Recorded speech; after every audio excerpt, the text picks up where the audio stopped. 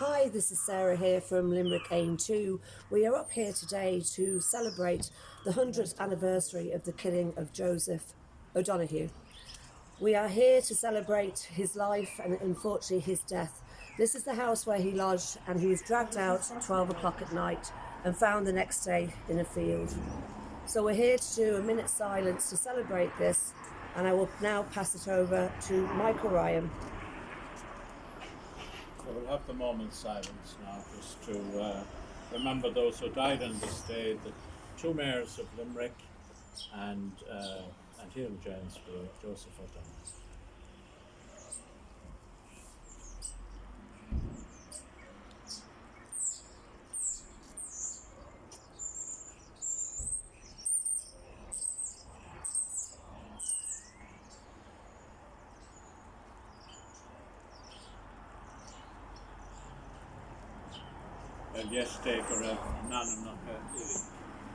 It's a great honour for me to have been asked by my party to deliver the oration here, and we're here in the front garden of Teresa and Tony Murphy's house here on O'Donoghue Avenue in Janesborough here in Limerick City. And it was in this house that Joseph O'Donoghue, after whom the street is called, that he lodged here in this house. He came to Limerick to serve his time as a butcher, and he was from County Westmeath. He was from Ballinacargy, County Westmeath, and he came down to Limerick simply to do an apprenticeship, like a lot of other lads of his time would have done.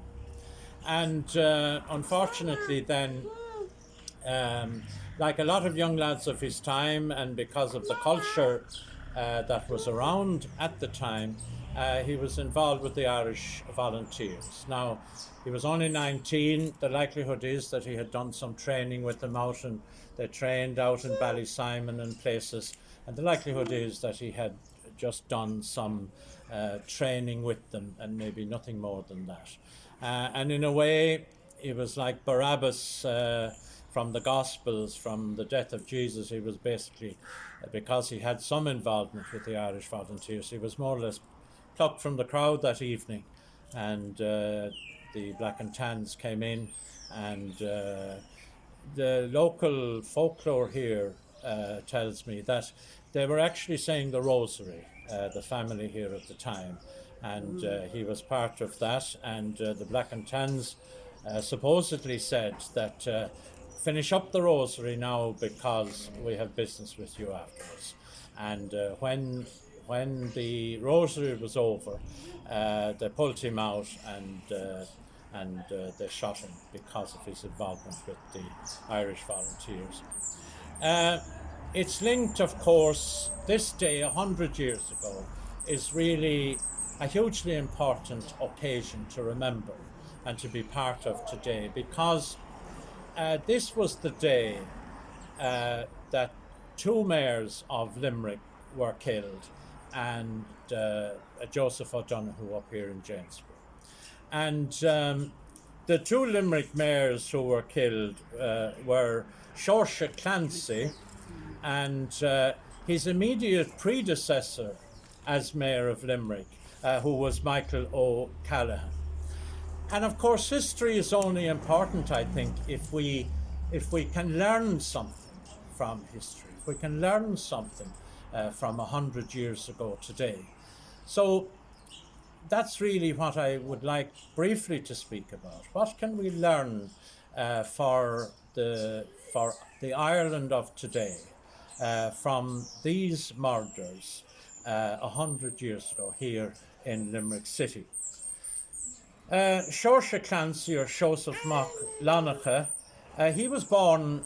He was mayor of Limerick at the time. Now he had only been elected to the mayorship about a month earlier in February, and he was born in Grange, which is out in towards Bruff, in the parish of Bruff, and he hadn't great health, and he suffered I think a little bit from poor health.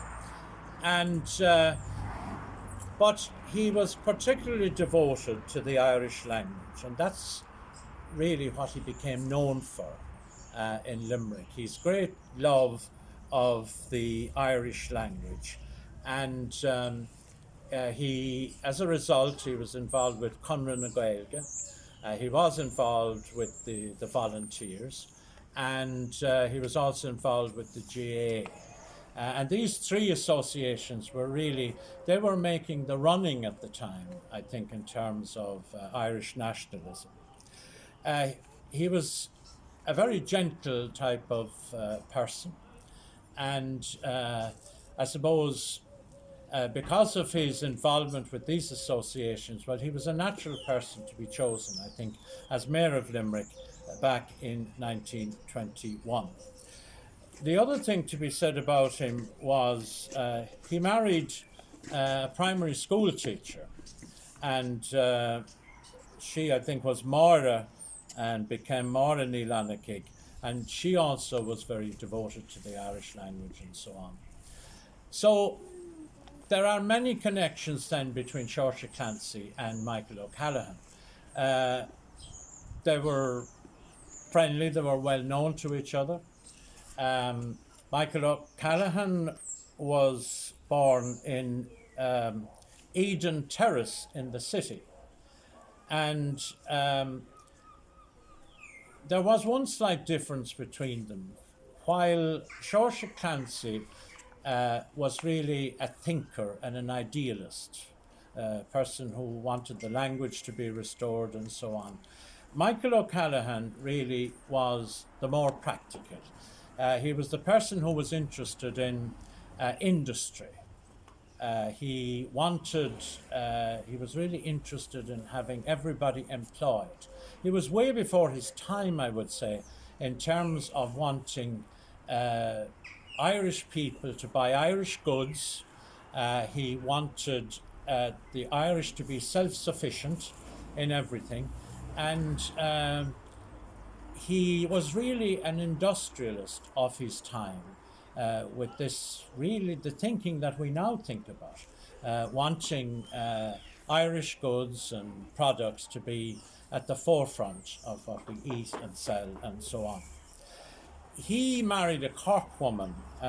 She was from County Cork. She was Kate, and I suppose she brought that whole emphasis to the practical emphasis. She came up from Cork.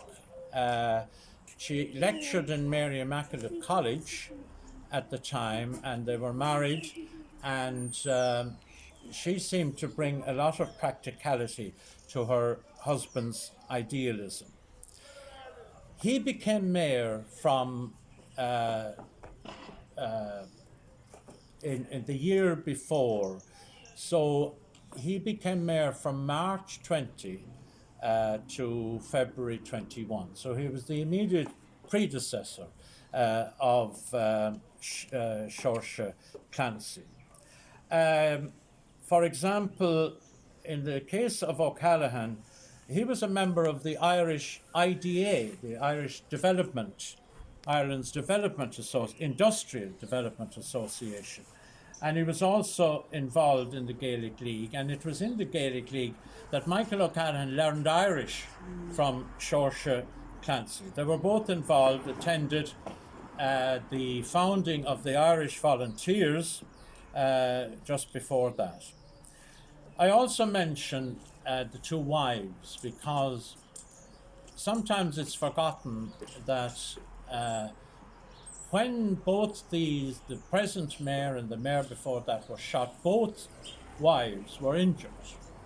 In the case of Mrs. O'Callaghan, she was shot in the arm, and in the case of Michael O'Callaghan's wife, Kate, she was shot, I think, I think it was the foot. So both of them had tried to protect their husbands while they were attacked. What do we learn from all of this? Well, firstly, This is a very important year for Limerick citizens, both from the city and from the county. This is the year in which Limerick city and county elect their mayor. And I suppose what we can learn from these two mayors of Limerick who were shot in this fashion by the Black and Tans is they gave a huge commitment. They gave their lives. We don't expect any mayor, please God, in the future to give their lives, but it just shows one thing. They were prepared to do that. So whoever becomes mayor, I think there needs to be somebody who really are prepared to work and live for the city. Both these former mayors, one was in some ways the idealist, taught Irish in the primary schools throughout the city, in the case of Saoirse Clancy. And Michael O'Callaghan, so interested in that whole movement. One was the idealist, one was the industrialist. One was the person who wanted the Irish to buy Irish goods. That should be a movement, and that should be a major aim of anybody who's going to represent this city both at home and abroad. And employment for everybody in Limerick City and County. I think that person will need to tackle that and to ensure that we get full employment for it, because work is so important in the lives of people. Joseph O'Donoghue, he was 19. One would probably think he was as interested in courting and dancing as he was probably in the volunteers. What do we learn from the death of a 19-year-old? Well, I think the first thing we learn is that no 19-year-old should ever die for their country again. I think we've moved into a new era, a new generation, where negotiation with those who don't agree with us is the way forward. And let's hope that that continues to be the way forward. But on a more practical level, over the years I've come across 19-year-olds, some who are unemployed, and youth unemployment, of course, is huge in this country. I've come across 19-year-olds who have died from overdoses of drugs. I've come across 19-year-olds who have little hope, and people of that age who perhaps have felt that they had to end their lives, that sense of hopelessness. So I think we learn all that too from Joseph O'Callaghan here in Janesborough. We need to learn that no more should our 19-year-olds should have to do any of these things. Our party, Aim 2, we're a party which believes in equality of purpose, equality for all the people, but especially for the young, to ensure that they have hope and that they have that they can look forward to employment, that they can look forward to a much better life than perhaps we've offered some, that they can look forward to apprenticeships, which we seem to have forgotten about. We learned that from O'Donoghue and the butcher shop, that again we could look forward to having respect and regard for people who do apprenticeships, but also those who go to university. And the vast bulk of people who go to university realise that they're getting a huge opportunity. It's only the few we hear about who do wrong things, but the vast bulk of people who go, they respect it, they realise they're getting an opportunity perhaps that their parents didn't get. So I think the story of young Joseph O'Donoghue, I think it tells us, it reminds us that 19-year-olds of this generation hopefully will have a much better future to look to, both in Limerick City and throughout Ireland. So I think the story of 100 years ago should be remembered. History should always be remembered, and our history and culture and language, which were so tied up with this story, need to be remembered. But it must teach us that into the future we become people of action, and that we create the environment for young people and all people to learn from that history and to provide a better future for one and all. So leis sin is mór an a cáid bheith an seo I maiile hinnéad gur an míle maith goibh Tony agus trasa ní bharacha agus leis na daine tá tagathe in an ó cáid anna hábhachtach seo agus tá súlagam sa todhchaí go ndéanamid go léir tír cathair níos fearr dus na daine atá an seo I gcathair limní agus I gúnda limní agus dá na gcuine ar fud na hÉireann. Saol níos fuirife, níos fearr go háirithe dus na daine óga ach go gach ile duine tá marachtant in éireann inniu. Gur míle maith go léir. Thank you. Very good. Very nice. Very nice ceremony. Thank you.